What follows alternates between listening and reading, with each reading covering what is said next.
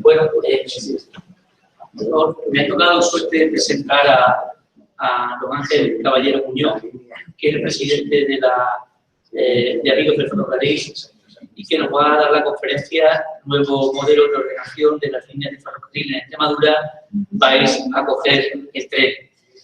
Presentar a Ángel Caballero es un poco difícil y a la vez un poco innecesario. Difícil porque tiene un currículum muy extenso, innecesario porque es una persona muy conocida, porque se prodiga últimamente mucho en los medios de comunicación, escrito, televisión, radio, puesto que toca un tema que está pues, muy de moda.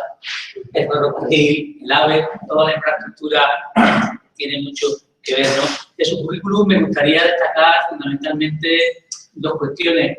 Una primera, que fue director general de transporte de la Junta de Extremadura y que ha tenido una vinculación muy directa desde siempre con el ámbito del ferrocarril en Extremadura y por supuesto de responsabilidad. También he tenido el honor y la gran suerte de participar con él en un proyecto de investigación para un plan de movilidad de Mérida, donde él estaba como director de la empresa municipal de transporte y la verdad que es una persona que da gusto trabajar con él por su buen trato y por su apoyo que tuvimos en todo momento y agradezco públicamente pues esa buena experiencia que nos hizo pasar colaborando con él en ese plan de movilidad. Y no quería decir nada más, porque creo que está suficientemente presentado y le agradezco muchísimo que esté con nosotros y nos ilustre con todo lo que sabe sobre el tema de ferrocarril. Muchas gracias. Buenos días, muchísimas gracias por la asistencia y en primer lugar agradecer a la Universidad de Extremadura la oportunidad que me da de poder participar en estos cursos internacionales de verano que llama por la 18ª edición. Quiero agradecer también, como siempre, a Renfe, a Liz, a mis antiguos compañeros y a la Fundación de Ferrocarriles Españoles por atender siempre que solicito información para poder estar más o menos al día de las circunstancias ferroviarias. Voy a dividir mi intervención en tres apartados. Uno va a estar dedicado a lo que es el ferrocarril convencional, el otro a las infraestructuras de alta velocidad y para finalizar voy a hacer una exposición personal de lo que yo considero que debería ser el uso que deberíamos de dar a nuestra infraestructura ferroviaria. Voy a dar bastante información, aunque no profundice en ella, porque hay muchas personas que lógicamente no tienen conocimiento de la materia y es mejor como justificación de lo que al final voy a proponer, pues que tengan una mínima información al respecto. Cualquier parte de las tres que toco, pues se llevaría el tiempo de una ponencia sobradamente. Pues empezamos con la nueva ordenación de las líneas del ferrocarril de Extremadura. Si al final saliese, tal como es mi propuesta, estoy convencido de que todos vamos a volver a coger el tren. Das camino, facilitar vías de comunicación y veréis el rápido cambio de sector. Parece que tiene vigencia. Pues es de una editorial del Eco de Extremadura de 1860. No se preocupaban de estas cosas. Importancia del ferrocarril. El ferrocarril fue el gran logro socioeconómico del siglo XIX. Revolucionó todos los modos de transporte que había hasta ese momento y es considerado como un elemento imprescindible en la evolución económica, territorial, ambiental y social de los países. El desarrollo económico del siglo XIX se basó en la industrialización, en la que el ferrocarril fue un pilar fundamental. El ferrocarril necesitaba para expandirse el carbón como combustible y al mineral de hierro transformado en carriles, locomotoras, señales, vagones, puentes, etc. El siglo XIX fue, por lo tanto, no solo el siglo del carbón, sino también el siglo del hierro, el acero y, por supuesto, el del ferrocarril. ¿Cómo estaba la situación del ferrocarril en España? Pues la llegada del ferrocarril a la España peninsular fue tardía. Inestabilidad política, las guerras carlistas, una burguesía con poca capacidad económica que aportase los fondos suficientes, tal vez una mala planificación estatal. También hay que tener en cuenta que somos un país muy montañoso, lo cual obligaba a nuestros promotores ferroviarios a tener que construir demasiados túneles y puentes para poder hacer viable después la explotación. la base cartográfica era insuficiente, por lo cual impedía poder llegar a la conclusión de los costes reales de cada una de las líneas. Gracias a capitales extranjeros, principalmente franceses, se fue transformando la España en una España ferroviaria después de la ley de 1855. El capital español estaba hasta entonces mucho más interesado en la agricultura y en la ganadería que en el ferrocarril, y es solo cuando se crea la ley bancaria, en 1856, cuando empieza a tomar parte en el ferrocarril. Vemos, porque ya lo hemos visto esta mañana, la importancia que tienen las velocidades máximas de los trazados. En nuestras líneas, si efectuamos el trayecto de Mérida a La Garrilla, que tiene una disposición para poder alcanzar 200 km por hora, si tuviésemos electrificación, hoy día el tren diésel que más puede alcanzar son 180 kilómetros, quiere decir que aunque en planta podamos alcanzar los 200, si no tenemos el vehículo que pueda alcanzarlo con los medios suyos, pues se queda en mucho menos. El resto, pues estamos en unas velocidades que varían entre 110, 150, etcétera, que luego veremos con más detalle. Como somos un país montañoso, pues tenemos una cantidad de líneas con unas rampas superiores a las que realmente necesitaríamos. Vemos aquí, por ejemplo, que es más fácil construir una línea por el Valle del Guadiana, por esta línea en la que nos encontramos, que por el Valle del Tajo. Otra circunstancia que hay que tener muy en cuenta es la longitud máxima de los trenes. Esto viene determinado no solo por la capacidad de la locomotora de poder arrastrar el material, sino también por la capacidad de las vías en las estaciones para permitir el cruce. De nada me vale tener una vía de 1 kilómetro si el resto de la línea no me permite cruzar con otra vía. Por lo tanto, es una actuación global la que tenemos que hacer. La longitud máxima de trenes de viajeros por nuestras líneas principales está en 410 kilómetros en la del Tajo y 420 en esta que estamos situados en la de Guadiana. Sin embargo, en la de mercancía, la línea del Tajo permite hasta 500 metros de longitud, mientras que esta que estamos nosotros permitiría 420 metros de longitud. La tarifa ferroviaria es la complejidad de un sistema. Vamos a hablar de ello y de las capacidades de las líneas para ver cuáles son los factores que determinan que se cierren unas líneas sí y otras no. Y desgraciadamente, siempre que se produce un cierre, y ahora el Ministerio ha anunciado que va a hacer una reestructuración de las líneas convencionales, ocurre que se cierran las nuestras. ¿Por qué se cierran las nuestras? Porque ha habido una falta de mantenimiento durante mucho tiempo, porque somos muy conformistas, nos conformamos con lo que tenemos, y entonces no se le van adotando de los adelantos que se le dota a otras líneas y nuestras líneas pierden capacidad.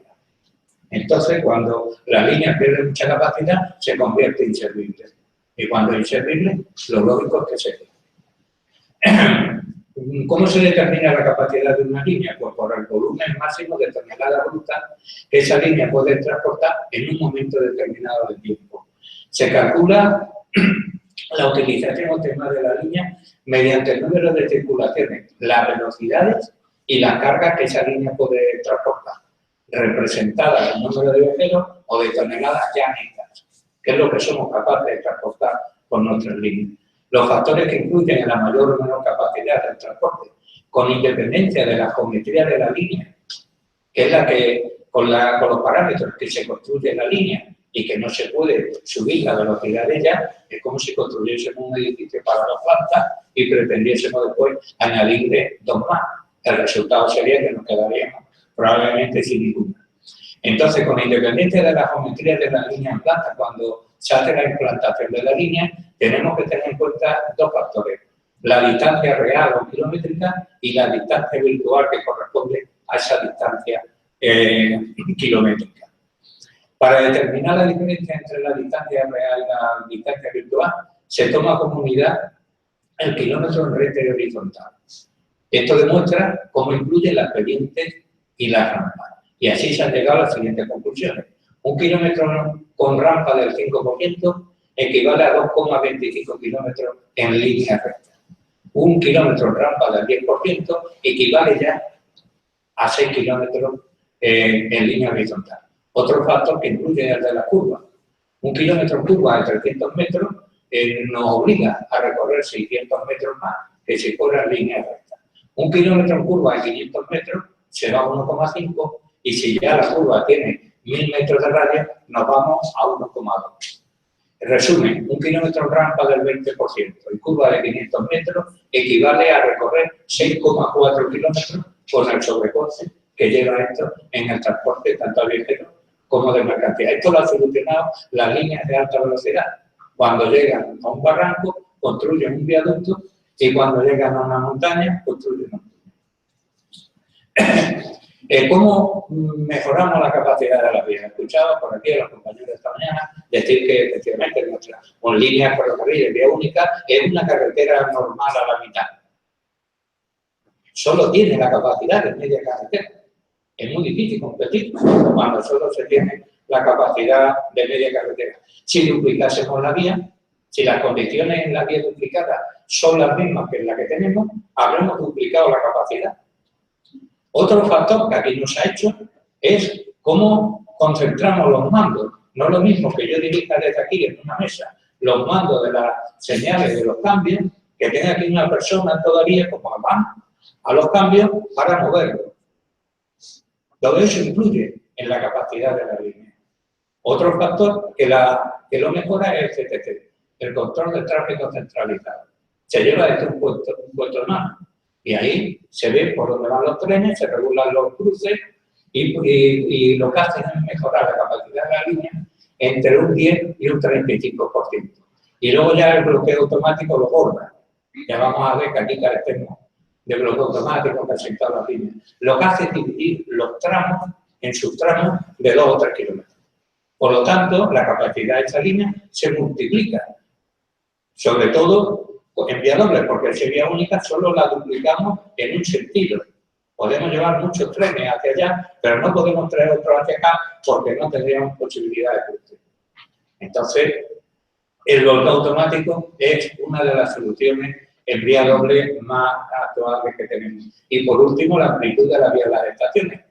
Vuelvo a repetir, de nada me vale tener una vía, lo dije, de 750 metros o 1000 metros, si las otras en el intermedio no lo tienen, porque no poder cruzar totalmente en dirección opuesta. Por ejemplo, el factor útil económico de una línea es el coste del transporte de la tonelada kilómetros bruta remolcada por la misma. Esto hace que las compañías ferroviarias se piensen muy bien por dónde llevan sus tráficos. Aquí nos quitaron hace muy poco tiempo el tren hotel que venía a Madrid, Cáceres, Valencia, Alcántara y tal, y se lo llevaron dando vueltas por Valladolid para poder. ¿Por qué se hizo esto? Porque la línea entre Cáceres y Valencia, Alcántara tiene los parámetros de 1879 y por lo tanto no son los aconsejables para que pueda ir un tren de esas características. El desviar el tráfico de una línea principal a una secundaria solo se puede hacer si tuviéramos una sobrecarga en la línea principal. Si no, no es posible, porque costaría mucho más la tonelada que si lo llevásemos por la línea principal. Un ejemplo, si tuviéramos que ir de Madrid a Valencia, tenemos dos posibilidades, hacerlo por Albacete o hacerlo por Cuenca. La capacidad del tráfico de la línea por Albacete son 96 trenes al día. Sin embargo, si nos vamos por Cuenca, son 55 trenes al día. La capacidad de la primera, por lo tanto, es un 80% superior a la de la segunda. La magnitud real de por Albacete son 489. Sin embargo, la de Cuenca tiene menos kilómetros, son 401. Pero si nos fijamos la distancia virtual, aquella que tiene en cuenta la rampa, que tiene en cuenta las pendientes y los radios, resulta que la cifra difiere. Por Albacete son 519 kilómetros, mientras que por Cuenca son 611 kilómetros. Por lo tanto, la segunda tiene un 43% menos de capacidad que tiene la anterior, la primera. Yo llevo años y años pidiendo que nos arreglen nuestras vías, precisamente por esto que hacíamos cuando ya estaban antes. Averiguar la capacidad que tiene la línea. Si nuestras líneas están al límite ya de la capacidad baja, líneas que mantenemos para que solo pueden tener 4 trenes por sentido. Esas líneas llegarán al inteligente y nos las cerrará, si no actuamos sobre ellas. Si yo siguiera un allí, también la cerraba, aunque me doliese que fuese en línea nuestra. Porque una cosa es gastar dinero y otra es tirar. Vamos a ver cómo estaba Extremadura cuando empieza a venir aquí el ferrocarril. Pues Extremadura era una región riquísima, pero estaba empobrecida precisamente por su aislamiento, ese que seguimos teniendo todavía, aunque no nos parezca. Pues sus cultivos naturales siempre estaban amenazados por la baja economía, nacida incluso de una superproducción. Por el contrario, los artículos que se necesitaban, sobre todo el abono, pues era imposible, o la maquinaria agrícola, era imposible de adquirir por el sobrecoste que tenía por cuestión del transporte, de traerlos a los puntos de utilización. La balanza económica nuestra desde estos tiempos ya tenía un lastre, un peso muerto, que la alejaba mucho, no solo ya de Europa, sino de los niveles del resto de las regiones de España. Sabemos que lo que genera la riqueza es el comercio, el intercambio, el que hace rico a los países. No lo que eres capaz de producir, sino lo que eres capaz de vender o colocar, como Miguel Ángel nos decía esta mañana, de cómo llegar a los sitios siendo competitivos con otros que vienen de otras procedencias. El ferrocarril en Extremadura. El desarrollo de las líneas férreas convirtieron a Mérida de nuevo en una encrucijada de camino. Si cuando las calzadas romanas ya era lo más importante desde el punto de vista de las comunicaciones, cuando llega el ferrocarril vuelve a convertir a Mérida en una encrucijada de caminos, en este caso, camino de hierro. Dicen los redactores de la memoria de 1856, en el tramo Mérida-Abajo. Vamos a hacer una estación de primera en Mérida, no por lo que es, que no es nada, era la 16ª población en cuanto a densidad, sino por lo que va a volver a ser.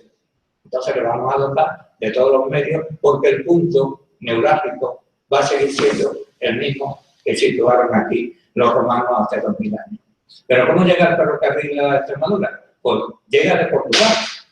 En 1863 aparece en Badajoz el primer tren portugués. Luego, en 1866, ya llega el que tenía que haber llegado primero, que era el procedente de Ciudad Real. 2 años después, en el 68, se construye un ramal de San Morchón a Berme, buscando la cuenca minera del Valle del Guadiato con Berme y el Pierre. En 1879 se construye ya el Madrid-Ciudad Real, con lo cual se llama la línea directa, porque acorta la distancia entre esos dos puntos y que ya no tiene que dar la vuelta por Alcázar de San Juan y Manzanares. Los compañeros cacereños se enfadan mucho de que el ferrocarril haya venido por el Valle del Guadiana y construyen ellos uno por el Valle del Tajo. Esta línea sale sin rumbo fijo hasta Malpartida de Plasencia y va a ir por la parte de Coria buscando los fosfatos de Circulavín. La circunstancia de que Segismundo Molé adquiriese los fosfatos del Calerito de Cáceres hizo variar el rumbo y se proyectó desde Cáceres a Valencia Alcántara y Torres de Alpar. Luego se hace el ramal que une Cáceres y Mérida siempre para traer el fosfato del Calerito, que hasta entonces venían bestias o en carromato. Buscamos ya los puertos del sur, que construimos en Mérida-Sevilla. A continuación construimos el Zafra-Huelva para buscar el otro puerto realmente propio de nuestra comunidad. Y ya nos vamos a buscar los puertos del norte, porque ya en esta época se sabía que lo importante no es poner todos los huevos en el mismo canasto, sino que era la diversidad lo que abarataba los portes. Eso ya, tengo un informe de 1866. Buscamos los puertos del norte, tenemos los del sur, porque antes hemos buscado los puertos naturales del eje atlántico. Tenemos la línea de Peñarroya a Puente de Arco, que es la única línea de vía estrecha que ha tenido la comunidad. También la de Zafra de los Caballeros, que es una línea inconclusa que iba a Villanueva del Freno. Y por último, tenemos la línea inconclusa de Talavera de la Reina, que venía aquí a Villanueva de la Serena, y que solo se puso en servicio 60 kilómetros entre Villanueva y Logrosa, buscando también que buscaban los fosfatos de Logrosa. Aquí enfrente de la estación estaba la empresa Propile, que estuvo prestando servicios hasta que se construyó en Mérida Unión Casiasa. Pero se dejaron de construir 500 kilómetros de ferrocarril. Y esta parte que se deja sin ejecutar lastra a las líneas principales. Estas eran precisamente los ramales que iban a surtir aquellas arterias. Como esto no se hace, Extremadura pierde ya incluso tráfico en sus líneas principales. La evolución del ferrocarril en España, en Extremadura, lo hacen empresas privadas apoyadas por el gobierno y por las provincias. Tuvieron auge y decadencia y ya en 1920 se habla de un verdadero problema ferroviario. En 1928 se construye la primera compañía nacional de ferrocarriles de España que rescata las líneas altamente deficitarias. ¿Y sabéis cuáles rescata? Pues sí, las notas. Rescata la de Madrid, Cáceres, Portugal. Valencia, Alcántara, rescata la de la Ruta de la Plata. Rescata las notas. Se construye la primera vez. En 1941 se crea Renfe, tiene sus problemas, pero en 1984 respeta el borde de la quiebra técnica. En el 1 de enero del 85 se cierran líneas y servicios, entre ellas la Ruta de la Plata, con lo cual perdemos la conexión con el norte y a la provincia de Cáceres, la mata literalmente. Hoy día no circula ningún tren de mercancías por la línea de Cáceres, todo va por esta. No circula ni uno, porque no tiene ni un punto de conexión cerca de los puertos o los mercados. En 1996 se exime a Renfe ya de que preste servicios altamente deficitarios, por lo cual la única forma de mantener los servicios es haciendo convenios con Renfe, que paga la comunidad, que sigue pagando, como hemos visto, como unos 4 millones de euros al año, ¿no? ¿Cómo está la red ferroviaria? Bueno, la hemos visto esta mañana, con independencia de la construcción. En principio, pues está la línea en número rojo, aparecen aquí los tramos que están en 50, 70 kilómetros debido a la falta de mantenimiento de esa línea. El resto, 70, 80, 50, vemos que son velocidades. Hoy día la sociedad extremeña no lo quiere, hemos perdido 53.000 viajeros más, porque si los extremeños utilizásemos estos trenes con 6 horas a Madrid, estaríamos anclados en el siglo XIX. Entonces no lo queremos, no nos sirve. Y yo no soy sospechoso de que no me guste el tren, pero este modelo no me vale, está agotado, porque la sociedad vosotros habéis dicho que no lo queréis, que no vaya a montar en él, aunque lo pongamos de seda. Y no digamos ya en cuanto a la señalización de los sistemas de seguridad. Solo lo que veis en rojo es lo que tiene sistema de bloqueo automático y AFA. ¿Qué significa el AFA? Pero el AFA básico, no ese que si tiene un despiste el maquinista, el sistema lo soluciona. No. Nuestras vidas deben valer mucho menos que las de los demás. En nuestro, si se equivoca el maquinista, tenemos un accidente.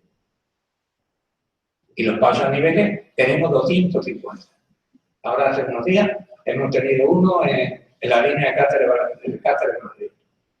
Entonces, eso condiciona, lastra el desarrollo de la línea. 50 está la primera parte, nos vamos ya a la alta velocidad. Es la segunda revolución ferroviaria. Ahora se está ya con la tercera. Con bandas magnéticas se circula ya a 1000 kilómetros por hora. Se está en un proyecto que lo está patrocinando Arabia Saudita para unir Madrid con Tánger en 1 hora 15 minutos. No sé cómo lo van a hacer, pero ya está. ¿Vale? Esa será la tercera generación. Nosotros estamos en el siglo XIX, todavía, gracias a Dios. Además, eso es lo que queremos. Y yo no hablo con nadie que quiera las líneas de alta velocidad, incluso en mi asociación. ¿No? Pues vale, feliz, con la misma opinión que yo tengo la contraria, ¿no? Ahora la veremos. Pues la alta velocidad, el 1 de octubre del 2014, cumplió los 50 años. Y lo inventaron los japoneses. Es un concepto del sistema de alta velocidad que es algo que mucha gente no entiende o no quiere entender. Ya que alta velocidad no se refiere a un tren que circulen más rápido que los demás, sino que es un verdadero sistema, es otro ferrocarril, sumamente complejo, donde van todos los elementos al máximo de sus posibilidades, tanto lo que es la vía, la catenaria, el mantenimiento, la señalización, incluso el marketing. No tiene nada que ver con las líneas que nosotros tenemos ahora mismo. Cuando se crea esto en 1964, el modo del ferrocarril pues, da un paso de gigante. Y la conclusión no es una disyuntiva, o las líneas convencionales o la alta velocidad, es una copulativa. Son las líneas convencionales que van a hacer de ramales para esas líneas de alta velocidad. Aquí vemos de lo que disfrutan ya en otros países. Vemos Japón, vemos aquí más trenes, no se parecen nada a los nuestros, el Eurostar otra vez donde ve París, el ICE en Alemania. Y bueno, ¿cómo está la situación de la alta velocidad? Aquí se nos critica porque vamos en cabeza casi. Cuando vamos en cola nos critican. Pero cuando el ADIT ha sido capaz de desarrollar el mejor sistema de alta velocidad del mundo, le criticamos. Bueno, ¿qué es lo que veis? Si somos 4 gatos, ¿qué me contáis? ¿Cómo que hacéis puentes maravillosos con vanos mayores del mundo? Pero ¿a dónde vais? Un puentecito chico a la carreta y déjame que yo aquí vivo muy bien, que no te metas.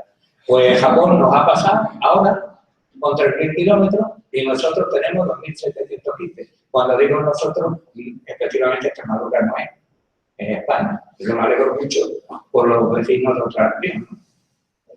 Pero en España llevan 25 años disfrutando de la alta velocidad. Parece mentira, pero hay comunidades que llevan 25 años con esto.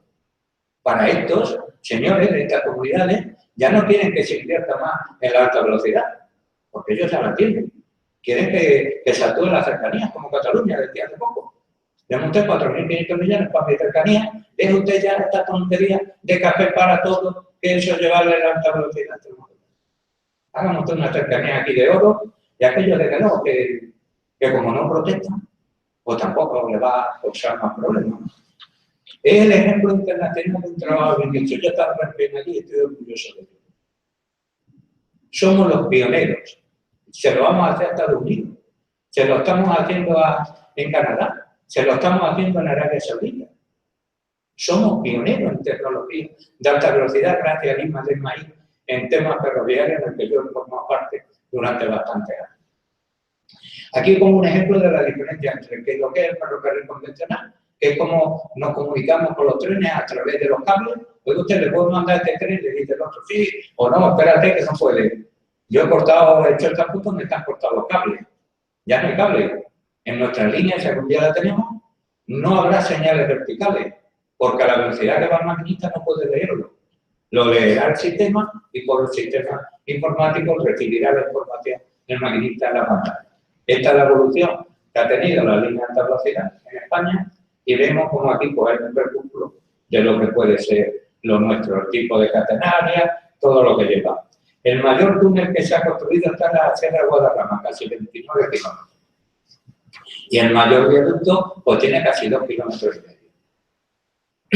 Aquí sí que me quiero parar un poquito. Esta es la longitud de la línea de alta velocidad en España. Vemos que hay 2.711 con 900 metros.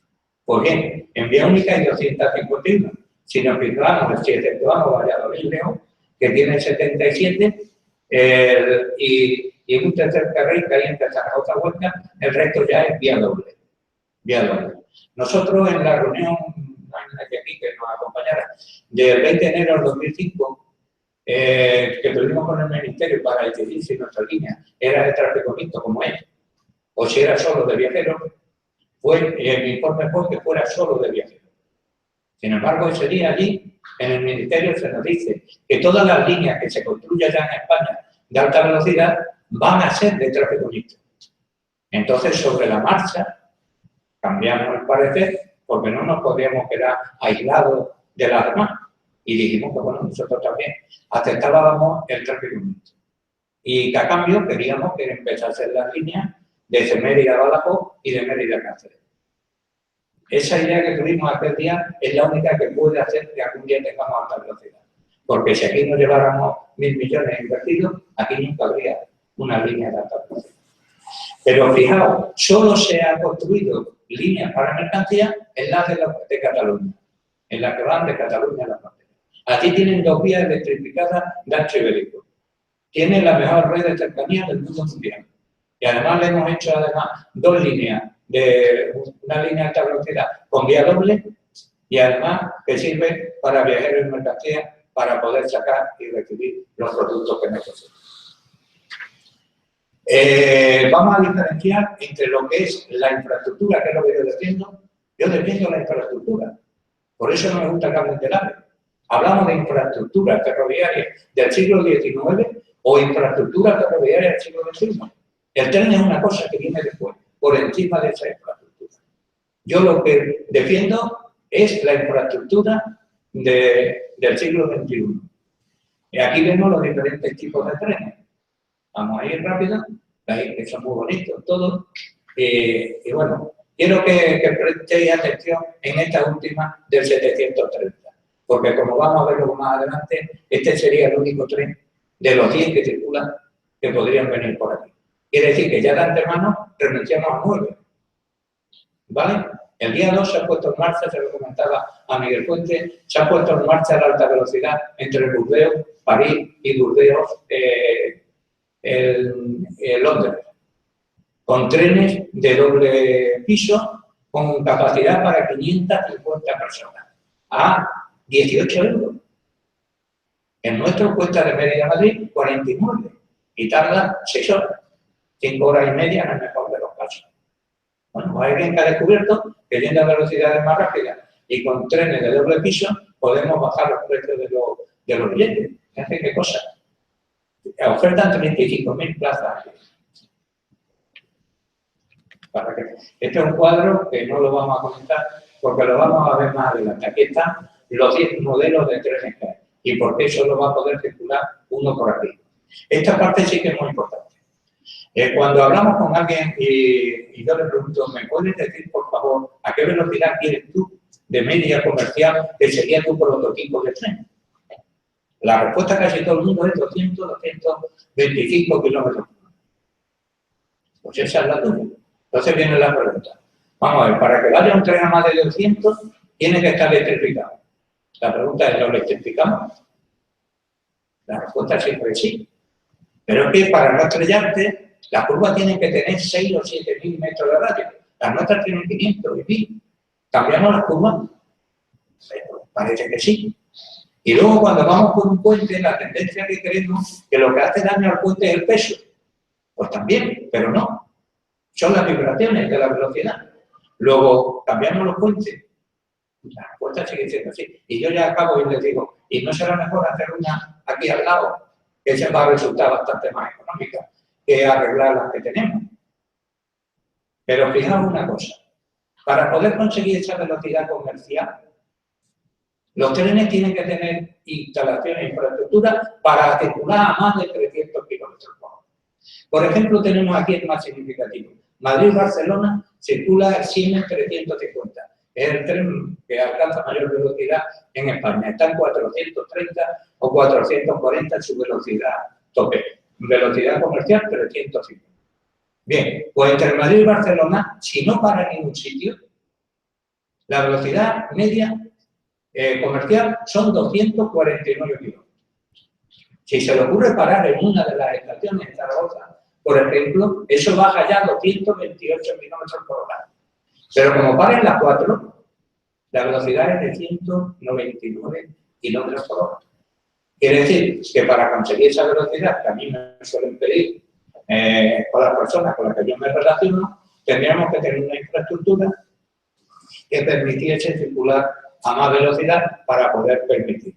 El tren este que podría venir aquí, 180 kilómetros por hora, la velocidad media podría ser de 125, 130.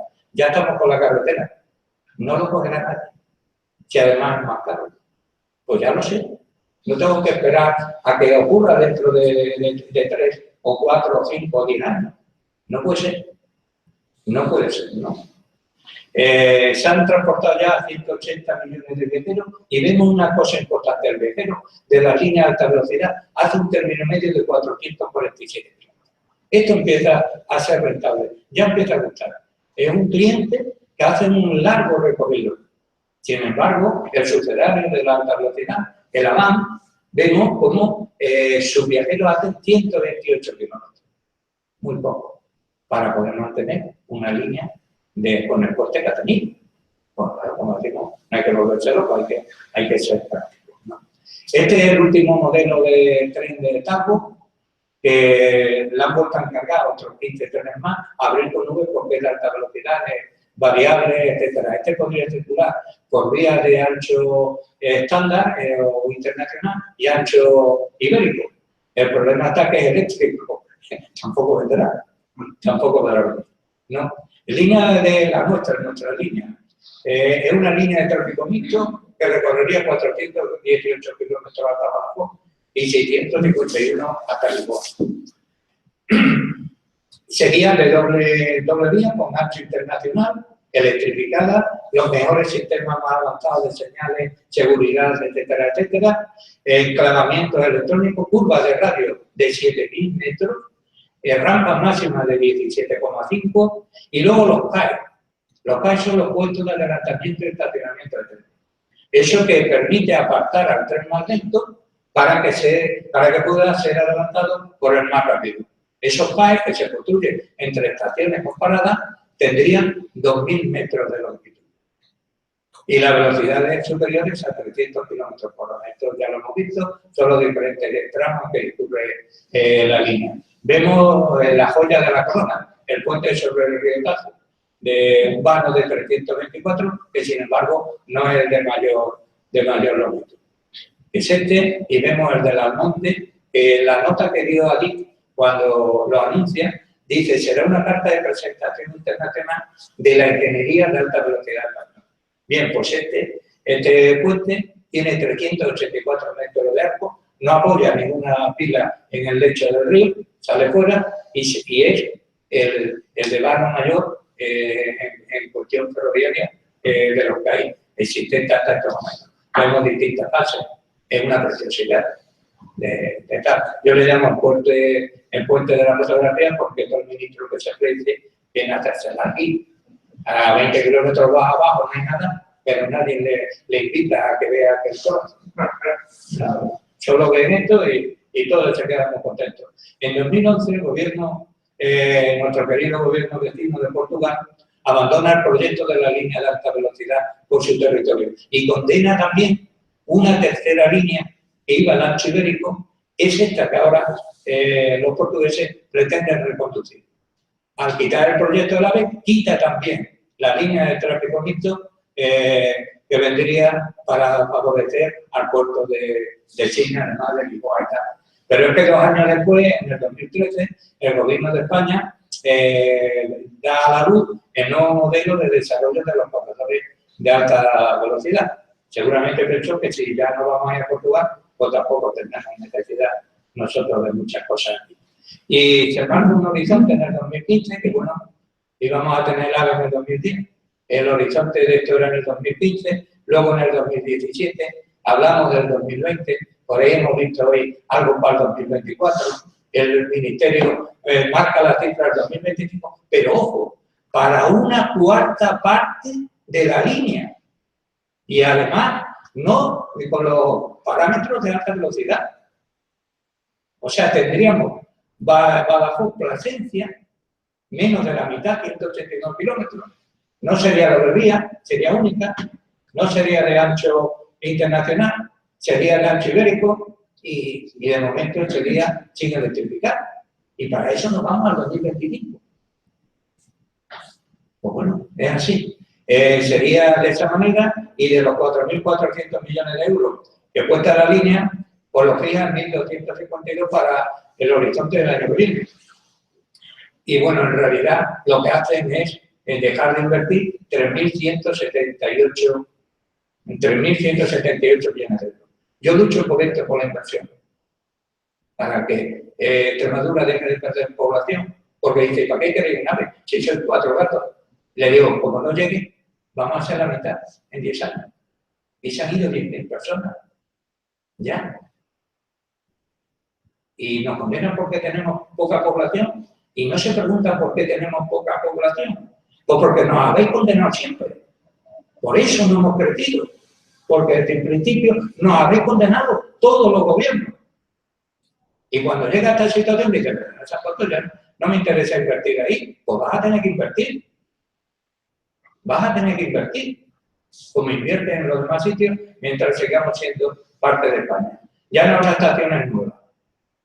Ayer, hace 2 o 3 días, sentí tristeza, además de rabia.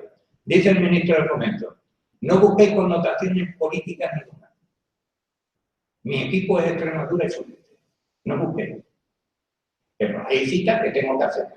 Dice, me voy a quedar el alma, me voy a involucrar para que el País Vasco tenga todas sus líneas de alta velocidad en el 2023.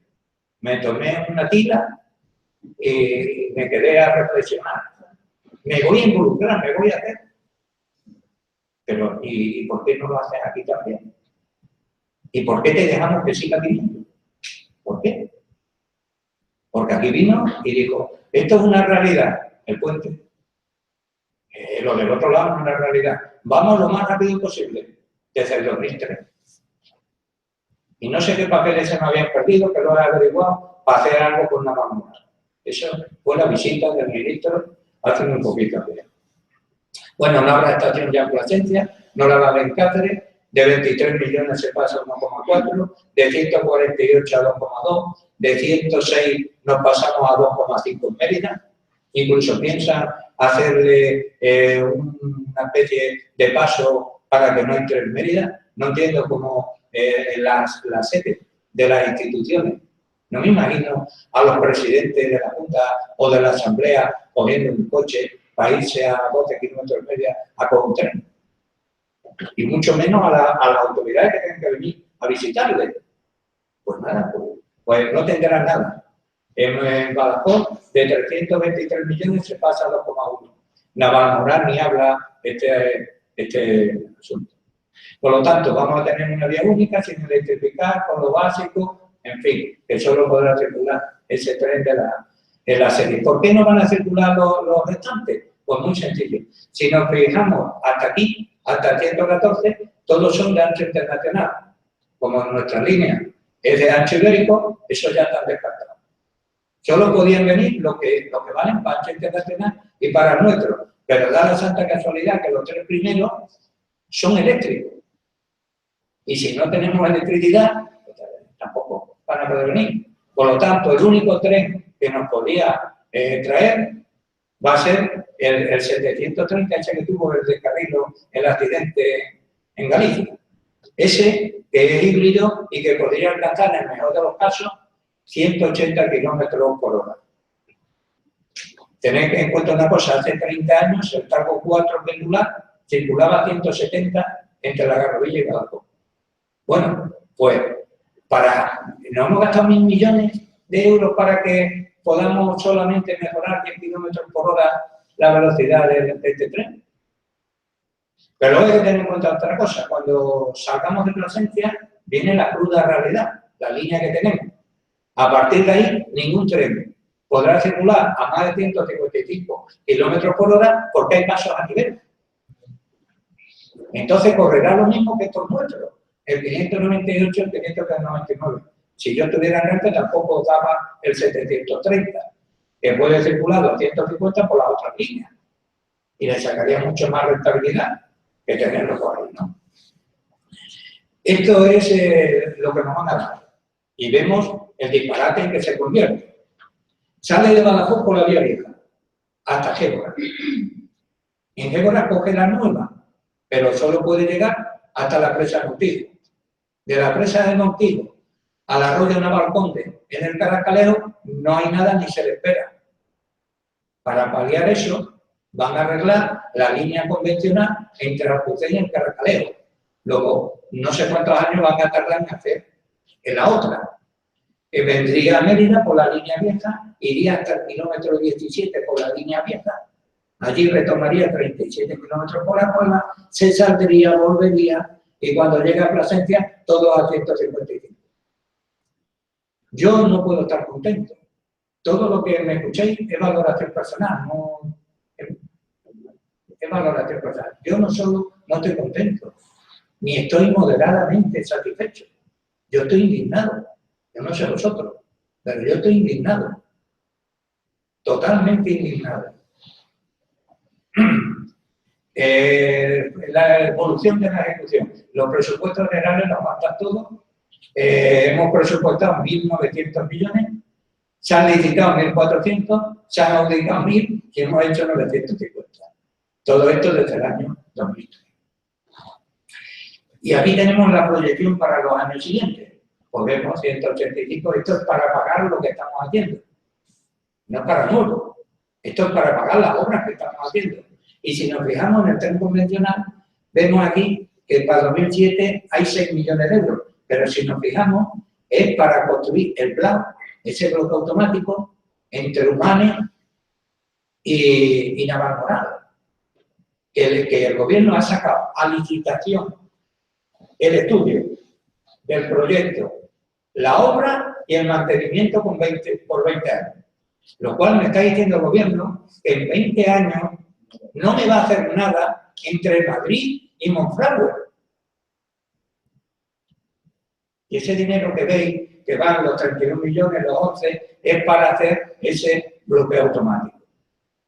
El resto, la insignificante cantidad, se la lleva solo de la arrimada maquinaria en una obra que se precisa.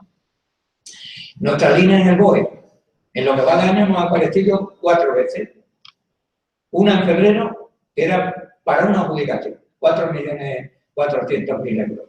Para la zona, los accesos a Cáceres de la zona sur. Pero como tenemos AVE, la parada biológica, empezaremos en septiembre y en octubre. Pero el resto no nos dan nada. El resto es solamente hacer avisos de expropiaciones. Luego esto es la realidad.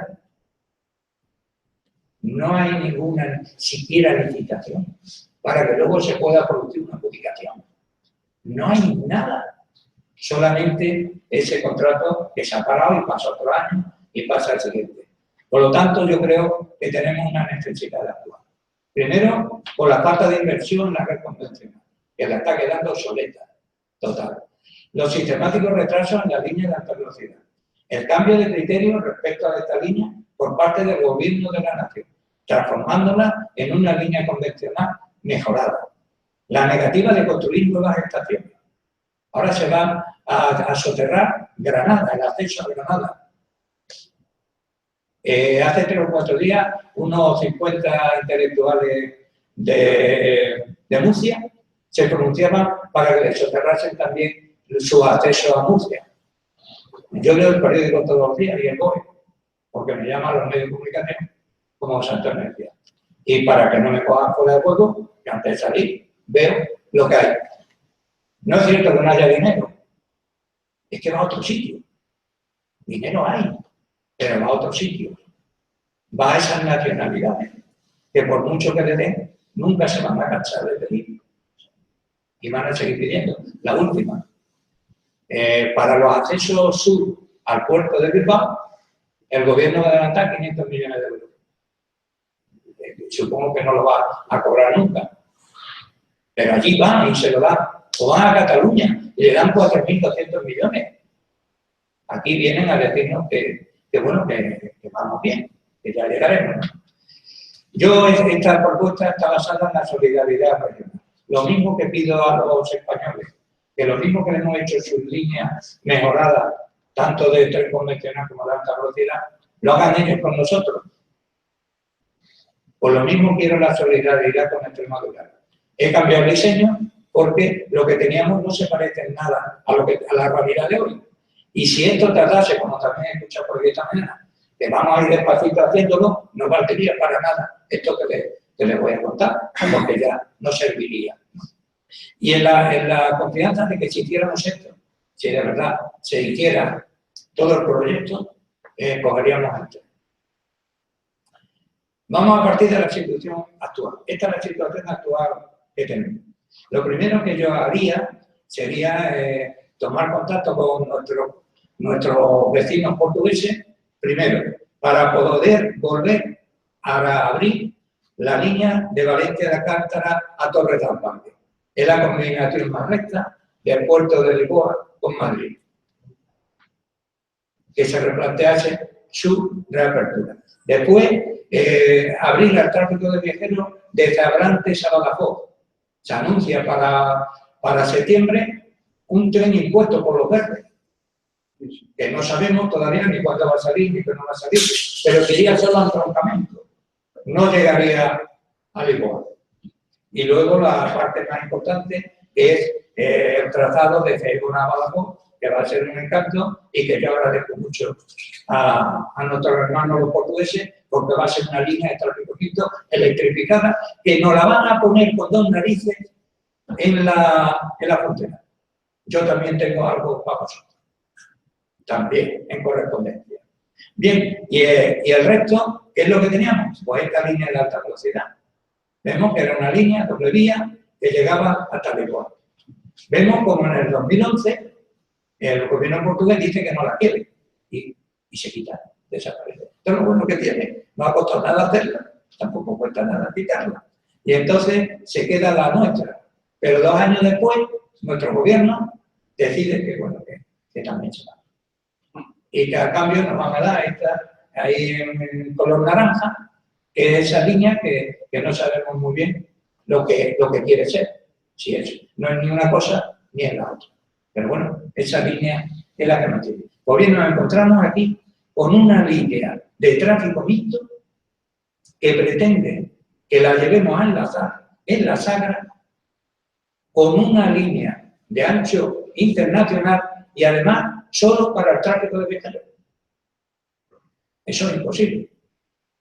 Todavía, si fuera diferente ancho, pues bueno, hay vagones con ejes intercambiables. Pero si la línea está diseñada para tráfico de viajeros, no va a tener tráfico de mercancía. Luego, por lo tanto, mi propuesta arranca aquí. Yo, amigo Fuente, dejaría esta línea para el tráfico de mercancías y para los servicios regionales. Aquí no hay cercanía, hay lejanías. La dejaría para el tráfico de mercancías y los servicios regionales. Lo que haría sería construir una línea doble vía hasta Talavera, la continuación de la de Andalucía y en vía única hasta Badajoz. Ese es mi regalo. Le vamos a poner una vía de alta velocidad en la frontera como hicimos con la autovía, en la seguridad de que esa línea, si nos fijamos, va a llegar a Lisboa. Cuando la tengamos ahí, esa línea acabará en Lisboa. Entonces, tenemos una doble vía, pero para distintos usos. La vía que estamos teniendo para viajeros y los acercamientos a estos puntos de parada de esa línea de alta velocidad, y luego una línea de alta velocidad con parámetros de alta velocidad por la que puedan circular todos los 10 trenes que hoy día circulan por el resto del país. Esa sería mi propuesta en la línea del Tajo. No circula ningún tren de mercancía por esa línea. Solo están trayendo ahora los carriles para la línea de alta velocidad. El tráfico lo soporta esta otra línea del Valle del Guadiana, esta que estamos. Por Portugal vienen 2 trenes. Uno que trae inalámbrico y cosas de estas, chatarra, que va al puerto de la Negrilla. Y luego viene otro de hidrocarburos que va a Huelva o a Puerto Llano. Pasa por esta línea. Además, el tráfico de mercancías, cuando hablábamos de los contenedores, la terminal de contenedores ha estado siempre en Mérida. Y en Mérida es donde salían los contenedores. Cuando se divide el Renfe y Adif y dejan de venir los trenes a Mérida, se crea la campa de Elbas. Y entonces se divide el tráfico de los 12.000 contenedores años que tenemos. 6.000 van a Elbas y los otros 6.000 se están cargando en Extremadura. Ya no se cargan en Mérida hasta que se vuelva a reabrir y lo están haciendo aquí cerca en Valdetorres, en las instalaciones de biodiesel. Eso es lo que... Y de vez en cuando en Badajoz algún tren, que bueno, que es insignificante porque lo llevan los portugueses y nosotros de ahí no tenemos ningún valor añadido. Nosotros vamos a construir por la parte de Puerto Llano una línea, mejorar esta que tenemos, con los mismos criterios que hemos tenido por la de más arriba. Vamos a actuar desde Castuera a Puerto Llano, incluso, en mi opinión, cortando al tráfico la línea, para que en el espacio de un año nosotros pudiéramos tener un tren S730 que circulase a 200 kilómetros, 250 kilómetros por hora entre Madrid y Vereda, aquí vemos donde sale la línea, en Vereda Plaza Torta, y que luego viniera hasta Badajoz, incluso hasta Cáceres, en diésel, en tráfico diésel. Esa línea lo que haría sería acercar también los regionales a los puntos de parada de esta línea de alta velocidad. Hemos puesto Cabeza Ruiz Nochón por la relación con Córdoba. Y luego Villanueva de Manito, porque son las poblaciones como yo decía. Pero esos acercamientos de estos trenes regionales permitirían que todas las estaciones tuvieran servicio. Hemos hablado que hay 24 estaciones operativas, pero tenemos 84 estaciones. 84 poblaciones que han tenido estaciones. Y que poniéndole una mampara en un apeadero, se pueden utilizar. Para que todo el mundo tenga la misma oportunidad de tener. Estos trenes regionales harían la cercanía, los acercamientos hacia los puntos de conexión. Haría también nuestro tráfico de estudiantes, como vamos a ver en la propuesta que voy a hacer a continuación. Tendríamos nuestro tráfico de estudiantes. Llegaríamos con los mismos parámetros a los puertos de Sevilla, iríamos también en los mismos parámetros hasta el puerto de Huelva y pediríamos la reapertura de la ruta a La Plata. Por último, la línea inconclusa que se queda en Jerez de los Caballeros la llevaríamos hasta Villanueva del Freno. Y aquí, para nuestros amigos del puerto de Sydney, decirles que teníamos una relación que falló, que llevaría de Sydney a Villanueva del Freno. Ahorraría un montón de kilómetros dando la vuelta. Pero es que si nos ponemos a ser optimistas y el tráfico fuese tal que las necesidades lo cubriese, podríamos continuarla desde Zafra hasta el Mocho. Se pondría un coste por lo menos de 70 kilómetros tonelada. Una bestialidad. Una bestialidad. Todas las líneas deberían ser electrificadas y dotadas de los mejores sistemas de seguridad. Tendríamos nuevas estaciones en cada una de ellas. Tendríamos que construir nuevas estaciones. Los accesos a la universidad. ¿Cómo vamos a conseguir que nuestros alumnos puedan tener acceso a la universidad? Pues construyendo un ramal ferroviario en Badajoz, haciendo un servicio combinado, un tren bus en Cáceres y cuadrando las clases con los trenes en el centro universitario de Mérida. Ahora estamos pagando 4 millones y medio de arranque porque vayan los trenes vacíos. Vamos a llenarles los trenes. Y esos 4 millones los vamos a dar en becas de transporte. Vamos a dar el dinero a quien lo necesita, a los padres. Que si tienen 2 hijos seguidos, no tengan que decidir cuál estudia y cuál no. No les va a costar nada. Vamos a llenar las aulas, si esto se quiere. Vamos a llenar las aulas. Vamos a traer la universidad a los pueblos. En estos trenes Guardiconde y nuestros, todavía es posible ir en 29 minutos de Mérida a Badajoz sin paradas. Tardaríamos menos de Mérida al campo universitario que desde el campo antiguo de Badajoz a la universidad. 1 hora desde Villanueva de Manito. Este es el estudio que hicimos cuando yo estaba en la Dirección General de Transporte, que va a parar junto al edificio administrativo, junto a la universidad, en la universidad y junto al hospital. Sé que para muchos esto que les estoy contando pues será la carta de los Reyes Magos y será así si no se involucran todos los estamentos que yo voy a pedir que se involucren.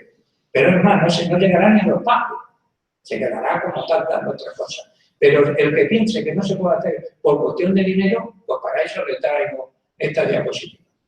Este es el coste de alguna de las líneas. Casi 14.000 millones la de Barcelona, más de 12.000 la de la Comunidad Valenciana, 2.000 la de Córdoba, etc. Se llevan invertidos más de 40.000 millones de euros, de los cuales a cada españolito, a nosotros, que solo habéis visto la alta velocidad por lo que yo lo estoy enseñando, os ha costado 1.100 euros por español. ¿Vale? A título personal, esas son las infraestructuras mínimas que yo considero que deberíamos de tener y las necesitamos ya. Tenéis que tener en cuenta que a mi edad el factor tiempo tiene una percepción diferente del vuestro. Vosotros podéis seguir demorando mientras que Extremadura se va hundiendo y la gente marchándose. Yo no. Yo tengo el concepto de tiempo es lo más importante en mi vida. Y si demoramos, no tendremos absolutamente nada. Hay que hacer esto y hay que hacerlo ya, mediante un convenio, penalizando los incumplimientos. Habrá que realizarse las mejores maneras simultáneas. No decir porque trabajo en esta línea ya no actúo en la otra. Nuestro tiempo de espera ha pasado y la travesía del desierto ha sido larga y dura. A mí me ha tocado vivirla. No me conformo con un trendito, nunca lo he defendido. Quiero lo mejor. Ya me pondrá las pilas que me lo tiene que dar. Pero si yo lo que necesito es un caballo y lo que pido es un mulo, lo más seguro me van a dar un mulo. Yo quiero lo mejor, porque Extremadura también es España, ¿verdad? Este sería el punto de partida, aquí esto se puede mejorar, indudablemente, todo lo que se quiera, y la conclusión es que nos vamos a unir para conseguir el mismo ferrocarril que tiene el resto de España. Disponer de la mejor infraestructura no solo no es un lujo, sino es una necesidad. Pero si me hicieran caso y nos pusiésemos a trabajar en eso, que nos quedaremos girones de pie para conseguirlo, si no hiciéramos estas acciones complementarias, no serviría absolutamente de nada. Desde el mismo día que creamos que vamos a hacer aquello, tenemos que empezar a hacer esto. Hay que llevar acciones simultáneas en turismo, cultura, comercio, industria, agricultura, transporte, etc. Por parte de la Junta, las diputaciones, los ayuntamientos, las cámaras, los empresarios, etcétera, etcétera. Una valiosísima ayuda sería la de los medios de comunicación y el resto de la sociedad extremeña. Y no me he olvidado, no la he querido poner, porque esa no se me va a olvidar, nuestra universidad. Gracias por hacer jornada. Es muy importante la labor que hacéis. No la dejéis. Hay que involucrarse, hay que ser valiente, hay que tomar partido, hay que decidirse. No podemos esconder la cabeza. Si creemos en esto, vamos a defenderlo. Si no, yo me voy a dedicar a otra cosa. Evidentemente, esto me lleva mucho disgusto. Mi mujer está aquí al final y me dice, en un momento como este, ¿estás indignado? Digo, sí, dice, pues ya te puedes ir. Que desgraciado del que coja. Para que yo esté indignado, oye, si me decís que queremos el burro, ya me dedico a las clases. Y se ha acabado esto, ¿no? La propuesta final. A mí se me releva de la Dirección General de Transporte porque me voy a dedicar a hacer esto. Lo hemos hecho. Y si hace 10 años, en el 2017, que es cuando yo soy cesado en la Dirección General de Transporte, para mí era una prioridad, hoy es una urgencia. Hoy es una urgencia. Bien, mi propuesta es la siguiente. Era, en aquel momento y tal, esto lo tenemos que hacer aquí en Extremadura. Aquello es la lucha contra el gobierno central, que es el que tiene la competencia en materia de ferrocarril. Pero esto es nuestro. Yo propuse y sigo proponiendo la creación de ferrocarriles de Extremadura. Y propongo ferrocarriles no para quedarme con las líneas viejas o obsoletas que tenemos, porque además tampoco me las puedo quedar. Nuestro estatuto dice que tenemos competencia absoluta y exclusiva en materia de que empieza ferrocarril, carretera y tal. Pero siempre que estén dentro de tu comunidad. Luego las que van por varias comunidades, como las carreteras, serán siempre competencia del Estado. Entonces, ¿qué es lo que quiero? Quiero participar en la gestión con Renfe. Quiero participar en las decisiones con Adif. Quiero crear mi propia línea ferroviaria. Hablaba de esa, posible. A Cine, la parte fuera la autoridad portuaria de Cine. Yo pagaría esa línea. La pagaría. ¿Sabéis lo que son 70 o 80 kilómetros, toneladas menos? Yo la pagaría. Yo fui consejero del Puerto Huelva, como conocéis. Y yo lo primero que hice es llenarle de guías a aquello. Si no tenéis guías, no tenéis nada. No vais a ir a ningún sitio. Participar en esa gestión. Quiero también recuperar los metros y metros cuadrados que hay de cosas que no se utilizan para el ferrocarril, que a las que yo puedo tener acceso. Quiero recuperar los poblados ferroviarios para que un desahuciado tenga un techo donde ir, porque tengo capacidad para 800 personas en cada uno de los 3 poblados. yo decido qué hago. Lo que no puede es vender Renfe los terrenos, que vaya a la caja, perdón, a DIF, vaya a la caja de DIF y luego se lo dé al puerto de Bilbao. Que me parece que deberían quedar esa venta aquí en Extremadura, ¿no? Y luego también, por ser un poco maligno, para que le sirva de tabla a quien haga esto, por si España se convierte en un Estado federal y tenemos que quedarnos, queramos o no queramos, con las líneas viejas que tenemos. De ahí la importancia de tenerlas arregladas. ¿Vale? Y reducir las diferentes consecuencias. Un minuto, esta es la última diapositiva. La segunda parte, he dicho que los acercamientos a esos puntos de parada del ferrocarril del siglo XXI lo haríamos con los trenes regionales o con los autobuses interurbanos. Tenemos 23 contra 24, más otras 21, en fin. Ahora yo llego a la Dirección de Transporte es difícil arreglarla, porque cada una caduca en el mismo tiempo. Entonces propongo que queremos una solo y que en un horizonte arranque con una sola línea una compañía de transporte interurbano por carretera. Si son bien las concesiones y si pago los ferrocarriles regionales, yo decido qué hacer con ellos. Y nunca más un tren medio lleno o un autobús medio vacío. Han perdido un 20% las líneas. Las estaciones de autobuses están inservibles, la mayoría. Pues que quedaríamos una sola concesión que iría con el ferrocarril. Donde sea terreno del autobús, será del autobús. Donde sea terreno del ferrocarril, sería del ferrocarril. Crearíamos un consorcio de transporte que se ocuparía de la coordinación de los servicios, tarifas, etc. Toda esta parte, no hablo todavía de coger lo que es el transporte escolar ni el sanitario. No, solamente esta parte tenía que estar bajo un mando único, pero además con un poder suficiente para obrar. Porque el problema que tenemos es que quien nos defiende no tiene poder de obrar. Esto se les escapa. Esto ya tiene que ser a nivel de presidente. Presidente de la Junta, presidente del Gobierno, con los convenios establecidos y las penalizaciones por incumplimiento. Yo le agradezco mucho la atención y le doy las gracias por haberme escuchado.